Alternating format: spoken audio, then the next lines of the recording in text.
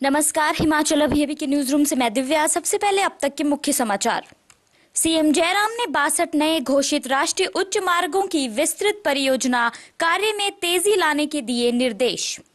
रोहित होंगे डीएसपी आनी तो तिलक राज को ठियोग में दी तैनाती। सुखविंदर सिंह सुक्खू बोले, बीजेपी के 100 दिन के एजेंडे पर रखेंगे कड़ी नजर। धूमल बोले, जब तक जिंदगी है तब तक कार्यकर्ताओं के साथ खड़ा रहूंगा। सेना दिवस पर जेपी नड्डा ने दी शहीद सैनिकों को श्रद्धांजलि। बोले, सैनिकों के साथ खड़ा है सारा देश।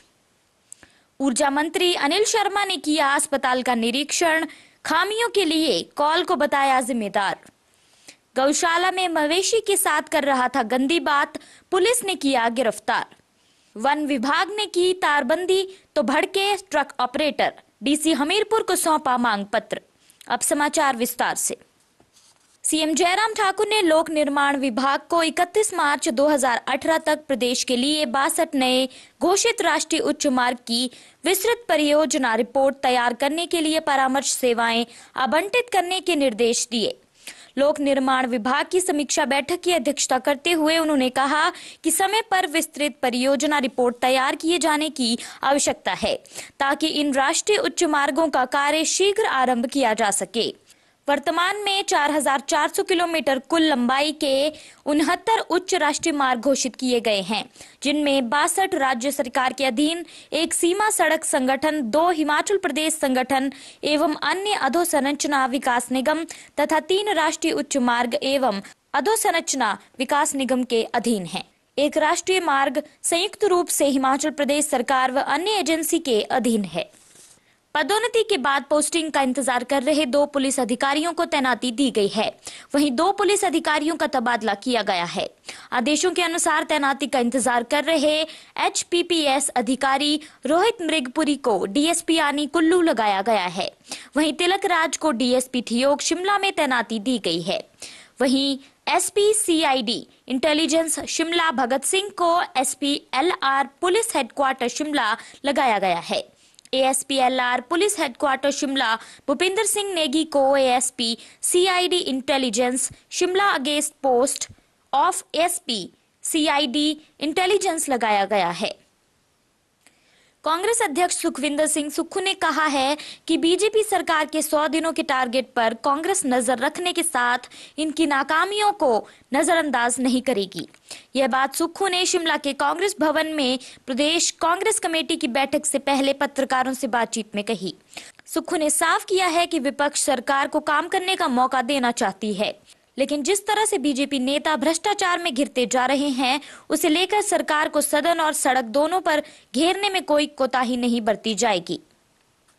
पूर्व सीएम प्रेम कुमार धूमल ने भोरंज विधानसभा क्षेत्र के तरकवाड़ी में बीजेपी मंडल कार्यकर्ता आभार कार्यक्रम में कहा कि मैं विश्वास दिलाता हूं कि जब तक जीवन है तब तक कार्यकर्ताओं के साथ खड़ा रहूंगा। उन्होंने कहा कि बीजेपी ने पहली बार 2/3 बहुमत से प्रदेश में सरकार बनाई है। इसके लिए कार्यकर्ता बधाई के पात्र हैं।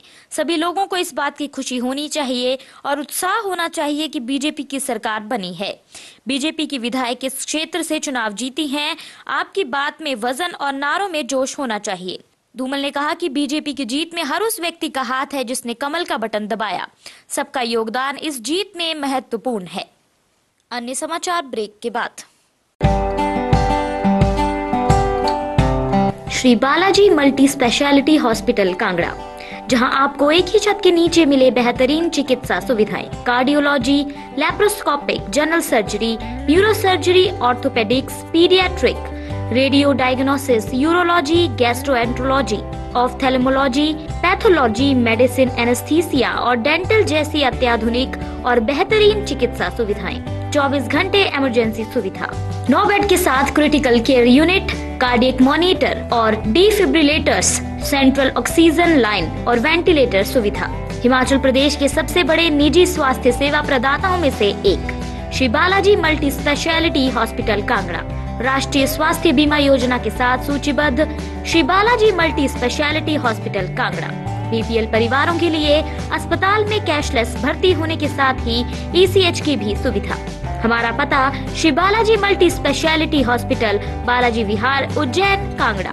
संपर्क करें 921841 111008 पर।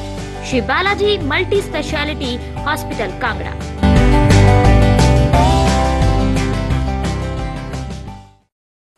पूर्व सैनिक कल्याण समिति हिमाचल प्रदेश द्वारा 71वें सेना दिवस के अवसर पर युद्ध स्मारक बिलासपुर में वीर सैनिक सम्मान समारोह का आयोजन किया गया।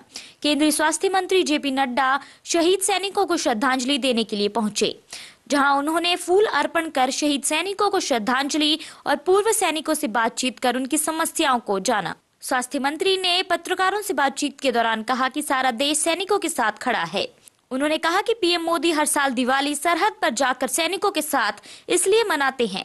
इसके पीछे उनकी सोच ये है कि जब तक हमारे देश की सरहदों पर जवान खड़े हैं तब तक हम सुरक्षित हैं और कोई भी त्योहार हंसी खुशी मना रहे हैं। नई सरकार के गठन के बाद एक्शन में आए ऊर्जा मंत्री अनिल शर्मा का औचक निरीक्षणों का दौर जारी है। सोमवार को अनिल शर्मा जोनल अस्पताल मंडी पहुंचे और यहां का औचक निरीक्षण किया। अनिल ने पूरे अस्पताल के एक एक कोने में जाकर व्यवस्था को जानने का प्रयास किया। अनिल शर्मा ने पूर्व स्वास्थ्य मंत्री कौल सिंह ठाकुर पर निशाना साधते हुए कहा कि अपने ही गृह जिला के सबसे बड़े अस्पताल की देखरेख नहीं कर पाए। उन्होंने कहा कि अस्पताल में जो खामियां हैं वह पूर्व स्वास्थ्य मंत्री की देन है। अनिल ने कहा कि जल्दी ही अस्पताल में व्यवस्थाओं को सुधारने के लिए एक मास्टर प्लान तैयार करके सीएम के समक्ष पेश किया जाएगा, ताकि अस्पताल को एक सुंदर और सुगम स्थल बनाया जा सके। ऊना जिला के एक गांव में एक युवक द्वारा मवेशी के साथ दुराचार किए जाने का मामला सामने आया है। पुलिस ने आरोपी युवक को गिरफ्तार कर लिया है। जानकारी के अनुसार एक महिला ने पुलिस को दी शिकायत में बताया कि जब वह बीती रात अपने घर में सोई हुई थी तो रात करीब 11 बजे उनके पशुशाला से आवाजें सुनाई दी, जिस पर उसने जब पशुशाला में जाकर देखा तो एक युवक वहां पर उनके मवेशियों के साथ आपत्तिजनक हालत में था, जिस पर स्थानीय लोग भी एकत्रित हो गए। पुलिस ने घटनास्थल पर पहुंचकर आरोपी को गिरफ्तार कर लिया है।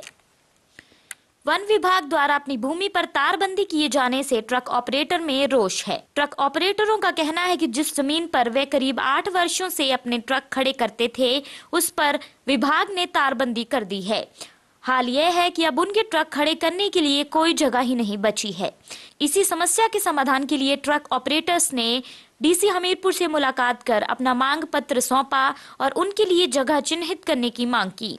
ट्रक ऑपरेटरों का कहना है कि वे पिछले 8 वर्षों से अपने ट्रकों को इस स्थान पर खड़ा करते आए हैं। इस स्थान पर ट्रक खड़े करने से उनकी रोजी रोटी चलती है, क्योंकि ट्रक खड़े होने की जगह का पता सभी को है। अगर उस स्थान से ट्रक हटा दिए जाएं तो कोई और उपयुक्त स्थान ट्रक खड़े करने के लिए नहीं है।